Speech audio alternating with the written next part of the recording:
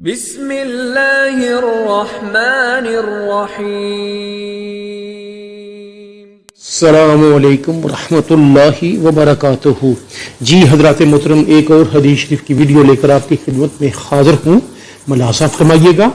حضرت ابو ہریرہ رضی اللہ تعالی عنہ سے روایت ہے کہ رسول اللہ صلی اللہ علیہ وآلہ وسلم نے فرمایا، جو شخص اس گھر کعبہ شریف کا حج کرے اور حج کے دوران میں بےہودہ گوئی نہ کرے اور گناہ نہ کرے، وہ واپس آتا ہے تو اس طرح گناہوں سے پاک ہوتا ہے جیسے وہ اپنی ماں سے پیدا ہوتے وقت تھا۔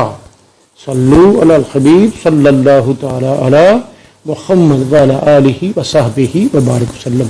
حضرات محترم، آج کی حدیث شریف کی ویڈیو آپ نے ملاحظہ فرمائی، اپنی قیمتی رائے کا اظہار ضرور کیجیے گا اور ہمارے چینل کو سبسکرائب، شیئر اور لائک ضرور کیجیے گا۔